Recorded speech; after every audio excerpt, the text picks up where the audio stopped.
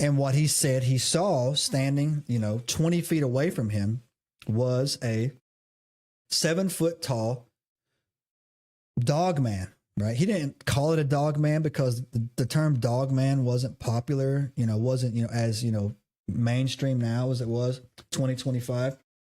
And he said that this Dogman, first thing he noticed was his massive hands. He said it had hands, not paws, but it had like these hands, right?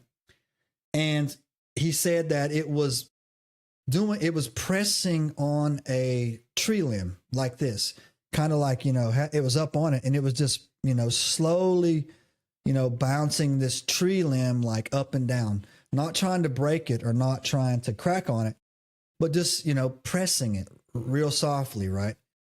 And he, again, like every story that people account, he is in like a state of, what am I looking at here, right? And he said that from the torso, he got a good view of the torso up, right? And he says he's fixated on its face. It had he said it was about 7 feet tall. It had these massive hands, a face like a German Shepherd. It looked like a German Shepherd, thick through the chest or whatever. And it was reddish. Reddish was the color of this Dogman, right? A reddish amber color. Also, I had this Bigfoot researcher on my channel, a friend of mine named Harley Owens out of Upper East Tennessee.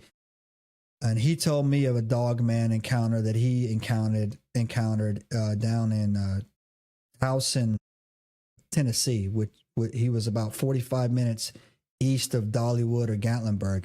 And he described his as being black and reddish as well, right? That he looked into.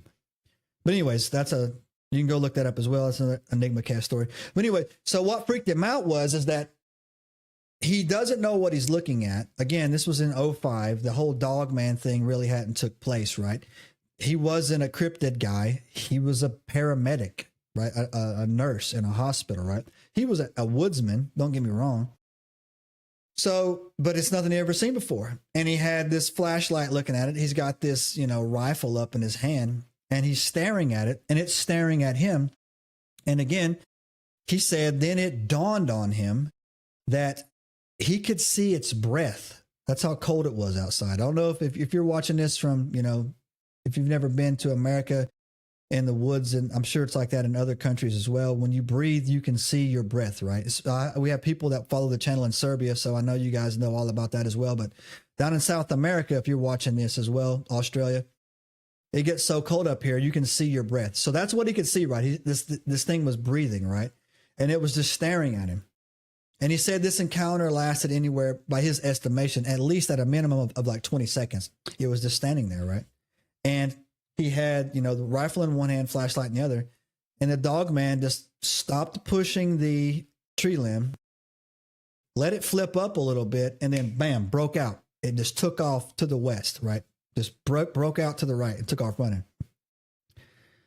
And what he said is that he stood there for a solid, probably, and maybe, 45 seconds to a minute longer, just standing there in disbelief.